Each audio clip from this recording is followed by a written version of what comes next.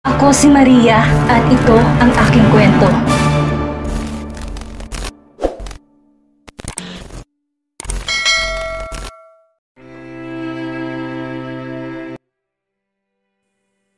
Ana POV. Ninong, ginagawa mo ba to para pumayag ako sa alok mo? Wala sa sarili na tanong ko sa kanya.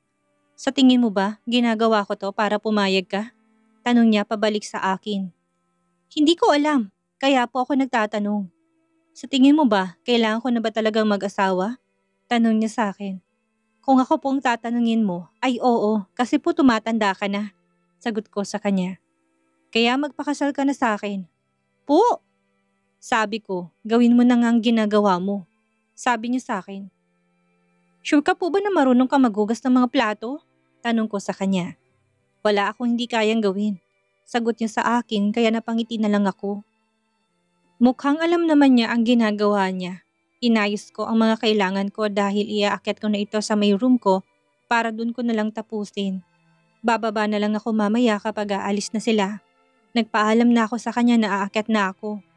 Ewan ko ba, napangiti na lang ako sa ninong ko. I feel it. Mabait talaga siyang tao. Pero sa totoo lang, ay gusto kong alamin ng tungkol sa magiging kasal naming dalawa. Lalo nang sabi niya sa akin ay kailangan niyang mana niya mula sa parents niya. Ibig sabihin ay ikakasal kami at maghihiwalay rin kami. Alam ko na gano'n ang mangyayari sa aming dalawa. Lalo na, handa siyang magbayad ng malaki para lang maging asawa niya ako. Noong nagdadalaga ako, ang gusto ko kapag magpapakasal ako ay ang lalaking mahal ako at mahal ko rin. Pero ngayon, kung sakali man napapayag ako sa nais ni Ninong, ay magpapakasal lang ako para sa maayos na buhay namin ng daddy ko. Wala nang love na gusto ko noon, survival na lang talaga. Naisip ko rin na mas okay pa ito kaysa sa magpakasal ako sa matandang gusto ng stepmom ko. Hindi man maganda sa paningin ng iba na magpapakasal ako sa sarili kong ninong, ay sa tingin ko naman ito ang pinaka-safe na dapat gawin. Aalis na ako. Narinig kong boses niya kaya naman lumingon ako sa kanya. Ingat po, sagot ko sa kanya. Ilak mo ng mabuting pintuan at mga bintana, sabi niya sa akin. Opo, sagot ko sa kanya. Nauna na siyang lumabas sa room ko at sumunod naman ako sa kanya. Habang pababa kami sa may hagdan ay nakatingin ako sa likod niya. Batang-bata talaga si Ninong. Bata pa lang siya noong kinuha siya ni daddy na ninong ko. Businessman talaga ang tindig niya, ang mukha talaga siyang mayaman. Kahit nga makipag-usap siya sa akin ay islang ang Tagalog niya. May mga words naman na tuwid niyang nasasabi. Pero ang cute lang niya. Habang bumababa kami ay sa kanya lang ang atensyon ko kaya hindi ko man lang namalayan na mali ang hakbang ko. Napasigaw ako at nagulat ako dahil naitulak ko siya. Ang buong akala ko'y mahuhulog na lang ako dahil nga umiwas si Ninong. Pero mali ako dahil lumingon lang pala siya sa akin para saluhin ako. Sabay kaming dalawa na natumba at hindi ko inaasahan. Nalalapat ang labi ko sa labi niya. Nanlaki ang mga mata ko dahil hindi ako makapaniwala sa nangyari. Mabilis akong umalis sa ibabaw niya. Tumingin ako sa kanya at nakatingin rin siya sa akin. Sorry po, Ninong, sabi ko sa kanya. It's okay, sagot niya sa akin. May masakit po ba sa'yo? Ang likod mo po. Ang balakang mo. Okay lang po ba? Sunod-sunod ng tanong ko sa kanya. I'm fine. Sagot niya sa akin at tumayo na siya. Tumalikod na siya para umalis. Ako naman tong binuksan ng gate para makalabas ang kotse niya. Aalis na ako. Paalam niya sa akin. Ingat po, sabi ko sa kanya. Nang makalabas na ang kotse niya ay mabilis kong isinara ang gate. Pintuan at ang mga bintana namin. Umakyat na rin ako sa room ko para tapusin ang ginagawa ko. Habang inaayos ko mga teaching materials ko, ay bigla akong naalalang nangyari kanina. Wala sa sarili na napahawak ako sa labi ko. Hindi ko talaga inaasahan na siya ang first kiss ko. Napalabi ako dahil feeling ko nasa labi ko pa rin ang labi niya. Kahit padampi lang naman ang nangyari kanina. Unknown number. Make sure na nakasara lahat ng pintuan at mga bintana. Kahit pa hindi ko hulaan ay alam ko na si Ninong to. Halatang nag-aalala talaga siya sa akin. I save his number at nilagyan ko na ito ng name, Ninong Colton. Bakit ka ganito? Wala sa sarili na tanong ko. Sa tingin ko'y kailangan ko na siyang bigyan ng sagot ko. Me. Ninong, may free time ka po ba bukas? Ninong Colton. Why? Me. Nakauwi ka na po ba? Ninong Colton. Not yet pero malapit na ako. Me. Bawal po mag-text habang nagmamaneho. Ninong Colton. I'm here na. Me. If ever po na may time ka bukas, magkita po tayo. May sasabihin po ako sa'yo. Nataranta ako dahil bigla na lang siyang tumawag. Ako naman tong mabilis na sinagot ang tawag niya. Hello po. Anong sasabihin mo? Tanong niya sa akin. Hindi ko po pwedeng sabihin sa phone. Sagot ko sa kanya. Why? Tanong niya sa akin. Mas okay po kapag sa personal. Hindi ko na natapos ang sasabihin ko dahil bigla na lang nawala ang tawag. Ibig sabihin, binabaan niya ako ng tawag? Galit ba siya sa akin? Tanong ko na lang sa sarili ko. Paiba-iba rin pala ang mood ni Ninong. Hinayaan ko na lang at tinapos ko ng ginagawa ko para makatulog na ako. Saktong kalahating oras ay tapos na ako kaya naman tinabi ko na ito. Pumasok na rin ako sa banyo para maghilamos ng mukha ko. After ko magsipilyo, lumabas na ako para matulog na. Hihiga na sana ako nang makita ko na tumatawag na naman ang ninong ko. Open the gate. Utos niya sa akin kaya napatayo agad ako at mabilis na lumabas sa may balcony. Para sumilip sa baba. Bumalik ka? Tanong ko sa kanya. Sabi mo may sasabihin ka. Sagot niya sa akin at kumuwi siya habang nakasakay sa big bike niya. Open the gate. Utos niya sa akin kaya napatayo agad ako at mabilis na lumabas sa may balcony para sumilip sa baba. Bumalik ka? Tanong ko sa kanya. Sabi mo may sasabihin ka. Sagot niya sa akin at kumaway siya habang nakasakay sa big bike niya. Pwede naman pong bukas, Ninong. Hindi mo naman po kailangan na bumalik pa dito ng ganitong oras. Hindi naman po kasi ito sobrang impor. Pwede rin naman ngayon. Putol niya sa sasabihin ko pa sa kanya. Wait lang, sabi ko at nagmamadali na akong lumabas ng room ko. Dahil sa tingin ko, wala naman siyang balak na umalis. Pasaway rin palang lalaking to. Hindi ko inasahan na babalik talaga siya ngayon. Gabi na't hindi ba siya napapagod na magmaneho? Nang buksan ko ang gate ay pumasok na siya kaagad. Ang ganda ng big bike niya. Ang cool at lalong naging cool dahil siya ang driver. Sa totoo lang, hindi pa naman ako talagang handa. Kaya nga gusto ko na munang matulog para bukas ay ready na ako na makausap siya ng maayos. Pero mukhang kailangan ko na sabihin sa kanyang gusto kong sabihin. Ninong, sana hindi ka na bumalik pa. Pwede naman pong bukas eh. Sabi ko sa kanya at pinapasok ko na siya dito sa loob. May lakad pala ako bukas, sabi niya sa akin. Ganun po ba? Yes, kaya sabihin mo na sa akin kung ano bang gusto mong sabihin. Sabi niya sa akin. Marami po kasi akong gustong itanong, kaya hindi ko rin alam kung sasagutin mo bang lahat. Sagot ko sa kanya. Magsimula ka na magtanong. Sasagutin ko kapag okay. Kapag naman hindi ay, ilang taon ka na? Unang tanong ko sa kanya at hindi ko siya pinatapos sa sasabihin niya. 34. Sagot niya sa akin. Bakit kita naging ninong? Ang bata mo pa pala. Gusto ko na kaagad bawiin ang tanong ko dahil hindi ko man lang pinag-isipan. Itanong mo sa tatay mo, sagot niya sa akin. Na siya namang totoo, ang daddy ko nga pala ang kumuha sa kanya na maging ninong ko kahit pa hindi pa siya 18. Sorry, nahiya na sabi ko sa kanya. Next, sabi niya. Kapag pumayag ako magpakasal, saan ako titira? Tanong ko sa kanya. Saan mo ba gusto? Balik na tanong niya sa akin.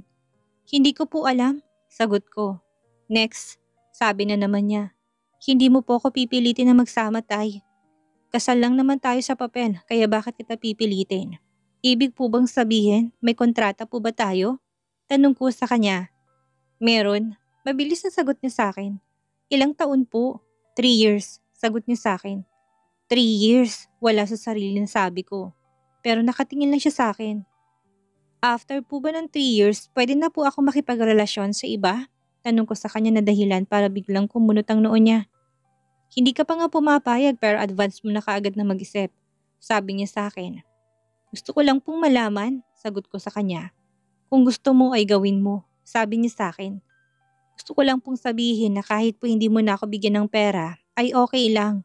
Tulungan mo na lang po ang daddy ko at ang company namin. Gusto ko lang rin na hayaan mo po rin ako na magturo sa school kung saan ako nagtatrabaho, sabi ko sa kanya. Is that what you want? Tanong niya sa akin. Opo, yan lang pong gusto ko, sagot ko sa kanya. Okay, tipid na sagot niya sa akin. Naging tahimik kaming pareho. Hindi ko na alam kung may itatanong pa ba ako sa kanya. Nahihiya na rin kasi ako. So what is your decision? Tanong niya sa akin. Payag na po ako. Payag na po ako magpakasal sa'yo. Sagot ko sa kanya. Okay, ipapadala ko na lang ditong kontrata. May 3 araw ka pa para pag-isipan ang desisyon mo. Walang pilitan to. Sabi niya sa akin. Okay po, pero wag mo po sanang sabihin kay daddy ang tungkol dito. Sana po tayong dalawa lang ang nakakaalam. Sabi ko sa kanya. Huwag kang mag-alala. Dahil civil wedding to, walang nakakaalam. Sagot niya sa akin. Okay po, thank you po, sabi ko sa kanya. Kung wala ka nang sasabihin ay aalis na ako, sabi niya sa akin. Wala na po, sagot ko sa kanya. Aalis na ako, sabi niya sa akin. Ingat po, I will, sagot niya sa akin at nauna na siyang lumabas sa bahay. Marami talaga akong gustong itanong pero mas pinili ko na lang na manahimik dahil baka masyado na ako nangihimasok sa privacy niya. Tama siya sa sinabi niya kanina. Mag-asawa kaming dalawa sa papel. Contract marriage lang ito kaya wala na akong pakialam sa mga gusto niyang gawin. Ang mahalaga na lang sa ngayon ay ang daddy ko. 3 taon, sa tingin ko mabilis lang naman yon. At baka kapag nakuha niya ng mana niya, baka mas mapaaga pang lahat. Baka mas pumayag pa siya na makipaghiwalay sa akin agad. Ilak mo. Opo, Ninong. Ilalak ko po ng mabuti ang mga pintuan at bintana. Putol ko sa sasabihin niya dahil alam ko na yon, pa rin ang sasabihin niya sa akin. Alam ko naman na nagiging ninong ko talaga siya. Yun nga lang sa mga susunod na mga araw ay magiging asawa ko na siya. Asawa sa papel, kaya gagawin ko na lang ang dapat kong gawin para hindi masayang ang pagtulong niya sa akin at sa daddy ko. Pinatakbo na niya ang big bike at ako naman ay nawala ng antok ko. Kung siguro hindi ko na lang sinabi sa kanya na may sasabihin ako, ay baka masarap pa ang tulog ko ngayon. Siguro ay okay ang tulog ko. Napuyat na lang tuloy ako ngayon. Kinabukasan ay nagmamadali na akong bumangon dahil malilate na ako sa trabaho ko. Sa school na lang ako kakain dahil nga hindi na ako nakapagluto ng agahan at ng baon ko. Mabilisang ligo lang ang ginawa ko. Kaagad akong bumaba sa room ko. Sinilip ko lang ang lahat bago ko umalis dahil baka mamaya ay may nakalimutan pala ako. Paglabas ko sa may gate ay nagulat ako sa bumungad sa akin. Why are you here? Tanong ko sa kanya. Why are you here? Tanong ko sa kanya. Isasabay na kita. Sagot niya sa akin. Perong sabi mo may lakad ka ngayon. Mamayang hapon pa yon. Sagot niya sa akin. Sana hindi ka na lang pumunta, Ninong. Okay lang naman ako. Hop in. Ihahatid na muna kita bago ako pumasok sa office. Sabi niya sa akin at pinagbuksan ako ng pinto ng kotse niya. Thank you po, sabi ko sa kanya. Hindi na ako tumanggi dahil nagmamadali na rin kasi talaga ako. Habang nasa daan kami ay pareho kaming tahimik hanggang sa nakarating na lang kami sa tapat ng school. Thank you po sa pagsabay sa akin, Ninong. Ingat ka po sa pagpasok sa trabaho mo. Huwag ka pong mag-skip ng meals, sabi ko sa kanya bago ako bumaba. Yes, ma'am. Sagot niya sa akin kaya nagulat ako. Pasok ka na, sabi mo late ka na. Sabi niya sa akin kaya mabilis akong tumalikod para pumasok na sa loob ng school. Binati ako ng mga students kaya binati ko rin sila. Pagpasok ko sa classroom, behave na kagad ng mga students ko. Good morning mga anak ko, masiglang bati ko sa kanila. Good morning teacher ganda. Teacher, sino pinaghatid sa inyo? Boyfriend mo po ba? Tanong sa akin ng isa sa mga madaldal kong student. Hindi po eh, he is my ninong po. Nakangiti na sagot ko sa kanya. He's pogi po ba?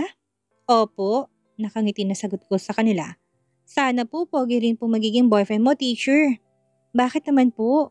Para po bagay kayo kasi pretty ka po eh, sabi niya sa akin. Ako naman ay napapangiti na lang talaga sa mga students ko. Talagang mahilig silang magtanong tungkol sa boyfriend. Grade 1 pa lang pero mga madaldal na. Masaya naman ako na kahit mahilig silang magtanong ay active sila sa klase. Naging masaya naman ang araw ko dahil sa mga students ko. Bago ko umuwi ay nagulat na naman ako dahil may bulaklak na naman sa taas ng table ko. Ayaw ko na sanang dalahin pero kasi naman sayang naman. Tulad kahapon wala pa rin nakalagay kung kanino galing. Inasar na naman ng co-teachers ko na may manliligaw na daw talaga sa akin. Nahihirapan naman tuloy akong bitbitin itong bulaklak. Sabay ka na sa akin, sabi ng principal namin.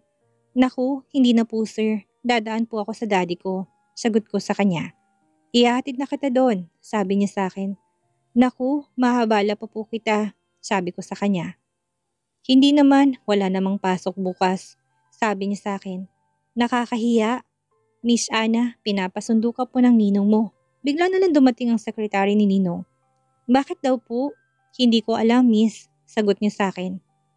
Sir, pasensya na po kayo. Kailangan ko pong sumabay sa kanya dahil pinapasundo po ako ng ninong ko. Thank you po, sabi ko sa kanya. It's okay. Baka importante ang lakad mo. Gumiti na lang ako sa kanya at sumunod na ako sa sekretary ni Ninong. Sa backseat ako umupo at habang nasa daan kami ay hindi ko alam kung saan kami pupunta. Sir, saan po tayo pupunta? Tanong ko sa kanya. Naghihintay pong ninong mo sa inyo. Okay po, sagot ko na lang sa kanya. Sa isang restaurant kami pumuntang dalawa. Sinamahan niya ako hanggang sa nakarating ako. Ang social nitong restaurant na ito. Binuksan niya isang pintuan at pagpasok namin ay nasa loob si Ninong at may kasama siyang babae. Hello po, bati ko sa kanya. Umupo ka na, sabi niya sa akin. Akmang iikot na sana ako sa kabila pero hinila niya ako at pinaupo sa kung saan nakaupong babae kanina. Pero lumipat ako ng upuan ko. Dito na lang po ako, sabi ko sa kanya. Okay, kumain na muna tayo bago tayo mag-usap, sabi ko sa kanya. Akala ko po may lakad ka ngayon. Biglang cancelled. Sagot niya sa akin. Okay po, hindi naman po siguro to magtatagal. Pupunta po kasi ako sa ospital. Tanong ko sa kanya. Mabilis lang ito. Sagot niya sa akin. Okay po, sabi ko sa kanya. Kumain na tayo. Sabi niya at nilagyan niya ng pagkain ng plato ko. Thank you po, sabi ko at kumain na ako. How is your day? Tanong niya sa akin. Okay naman po, sagot ko sa kanya. Masaya ka ba sa ginagawa mo? Sobra po, sagot ko sa kanya. Here's the contract. Basahin mo ng mabuti. Sabihin mo sa akin kapag may gusto kang ipabago, sabi niya sa akin. Okay po, sagot ko sa kanya at binubos ko na ang pagkain sa plato ko. Tapos ka na? Tanong niya sa akin. Opo, ang konti naman ang kinain mo, sabi niya sa akin. Okay lang po ako, Ninong. Busog pa po ako. Kailangan ko rin po kasing pumunta kay Daddy para po makapagpahinga naman si Yaya dahil wala naman po akong pasok bukas. Sabi ko sa kanya. Ipapabalot ko na lang to para sa yaya mo, sabi niya sa akin. Kumain ka na lang po, Ninong. Huwag mo na lang po akong, I'm full, sabi niya rin. Gusto lang pala niyang ibigay ang kontrata sa akin. Lumabas na kami dahil ihahatid niya raw ako sa ospital. Ako naman ay hinayaan na lang siya. Pagpasok namin sa loob ng kotse niya ay nakita niya ang bulaklak. May manliligaw ka? Kunot ang noon na tanong niya sa akin. Hindi ko po alam kung nanliligaw kasi po nasa table ko na po ito palagi. Palagi? Simula lang po kahapon, sagot ko sa kanya. Alam mo naman siguro alam ko po, nanghihinayang lang po ako sa bulaklak kaya ako inuuwi. Huwag po kayong mag-alala, hindi ko na po tatanggapin sa susunod, sabi ko sa kanya. Tanggapin mo na lang, sayang naman. Sorry po, sabi ko na lang at tumingin ako sa labas ng bintana. Habang nasa daan kami ay silang dalawa ng sekretary niya ang nag-uusap. Sa tingin ko tungkol ito sa company niya. Ako naman wala namang maintindihan kaya binuksan ko na lang ang phone ko. Ang tahimik ng social media ko. Wala man lang akong post. Yung bulaklak kahapon pinicturan ko naman pero nahiya akong mag-post. Nang makarating na kami sa ospital sumama pa rin siya sa akin sa loob si Ninong. Habang naglalakad kami ay may biglang yumakap kay Ninong. Colton, you're here! Sabi ng babae na sa tingin ko ay doktor. Dadalawin ko lang ang kaibigan ko. Sabi ni Ninong. Oh, you have a friend here? Sino? Si Morales, sagot niya. Oh, he's your friend? And sino naman tong kasama mo? She's my... Colton, you're here, sabi ng babae na sa tingin ko'y doktor. Dadalawin ko lang kaibigan ko, sabi ni Ninong. Oh, you have a friend here? Sino? Si Morales, sagot niya. Oh, he's your friend? And sino naman tong kasama mo? She's my inaanak, anak ni Morales. Sagot ni Ninong sa babae. Hi, bati niya sa akin. Hi po, binati ko rin siya. I'm Maricar, nakangiting pakilala niya sa akin. I'm Ana po, sagot ko sa kanya. Ngumiti siya sa akin. Nagpaalam na ako kay Ninong na pupunta na ako sa daddy ko. Mukhang close silang dalawa kaya ayaw ko namang istorbohin sila. Ang sweet ng babae sa kanya kasi nakayakap to sa kanya. Hindi ko na lang sila pinansin dahil sa tingin ko ay girlfriend siya ni Ninong. Pagpasok ko sa room kung sana ng daddy ko gising na siya. Daddy! Mabilis akong lumapit sa kanya at niyakap ko siya. Sobrang saya ko na gising na siya. Kahit pag ganito na siya, ay okay lang sa akin ang mahalaga ay buhay siya. Mahal na mahal ko ang daddy ko. Hindi ko na napigilan ang mga luha ko kaya umiyak na ako ng umiyak. I miss you, daddy. Hindi niya kayang makabuo ng salita pero narinig ko na may sounds siyang ginawa. Sapat niya sa akin para malaman kung sagot niya sa akin. Yaya, ako na pong bahala dito, sabi ko sa kanya. Sure ka? Opo, wala po akong pasok bukas, sagot ko sa kanya. San galing tong bulaklak? May nanliligaw ba sa'yo? Tanong sa akin ni Yaya. Hindi ko po alam, Yaya. Basta po nasa table ko na lang yan sa school. Sagot ko sa kanya. Mukhang may nanliligaw na sa'yo, sabi niya sa akin. Wala po akong time, Yaya. Mas gusto ko na lang po na alagaan ng daddy ko. Kaysa makipag-date po ako, sagot ko sa kanya. Sa totoo lang ay gusto ko rin namang makipag-date pero hindi sa ngayon at lalong hindi yun mangyayari dahil kailangan kong magpakasal sa ninong ko. Siguro after 3 years ay baka pwede na yung gawin lalo na kapag okay na si daddy. Sa ngayon hindi na muna. Alam ko na nag-aalala ka sa daddy mo pero alam ko rin naman na gusto niya na magkaroon ka ng sarili mong buhay. Sabi sa akin ni Yaya. Saka na lang po, sagot ko sa kanya. Sige, aalis na ako, babalik na lang ako bukas. Sabi sa akin ni Yaya. Ingat po Yaya, may dala po pala akong foods para sa'yo. Galing po to kay Ninong, nilibre ko po kasi niya ako at kumain sa labas. Sagot ko sa kanya. Ang bait rin talaga ng ninong mo, gwapo na mabait pa. Sabi ni Yaya kaya napangiti na lang ako dahil tama naman ang sinabi niya. Type mo ba siya Yaya? Diyos ko kang bata ka, kilabutan ka nga. Sabi niya sa akin kaya napangiti na lang ako. Nagbibiro lang kasi ako pero si Yaya talaga wala talagang interes sa mga lalaki. Lumabas na siya at kami na lang dalawa ni Daddy ang nandito ngayon. Mamaya'y kakausapin kong doktor niya para malaman po kung kailan siya pwedeng umuwi. Siya ngayon hinayaan ko na lang munang daddy ko na magpahinga. Nakaupo lang ako sa tabi niya at nakatingin sa kanya. Tumayo ako para pumasok sa banyo para maglinis ng katawan.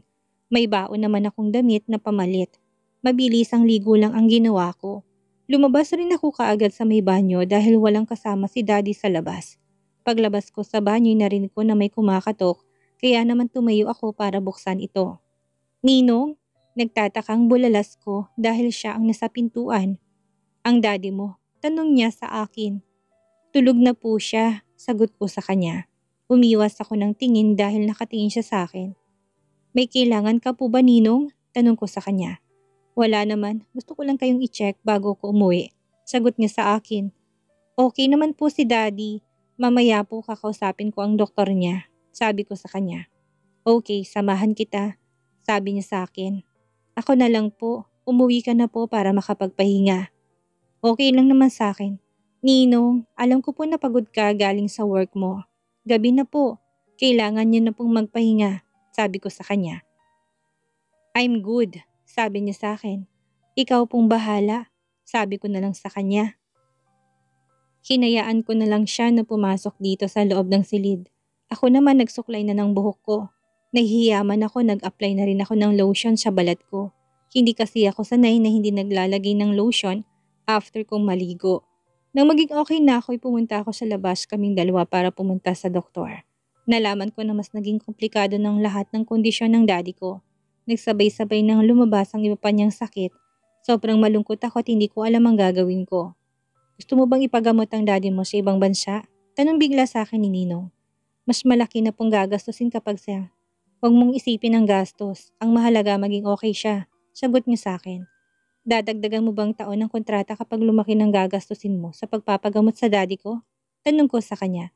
Gusto mo ba? Tanong niya sa akin. Hindi ko po alam. Sagot ko sa kanya. Okay na sa akin ng 3 taon. Sagot niya sa akin. Salamat po Ninong. Wala sa sariling niyakap ko siya. Sobrang nagpapasalamat ako sa tulong niya sa akin. Masaya ako na nakilala ko siya. Masaya ako na may taong handang tulungan kaming dalawa ni daddy. Pero mabilis rin akong lumayo sa kanya nang ma-realize ko na mali tong ginagawa ko. Sorry po, Ninong. It's okay. You can hug me anytime. Sabi niya sa akin at bigla na lang siyang ngumiti. Okay lang po sa inyo? Yes, sagot niya sa akin. Ninong, salamat po. Pangako po hindi po ako magiging pasaway sa inyo. Hindi po ako mangingialam sa mga ginagawa mo, lalo na sa inyo ng girlfriend mo. Girlfriend? Tanong niya sa akin. Si Doc Maricar po, girlfriend mo po siya hindi ba? Tanong ko sa kanya. She's my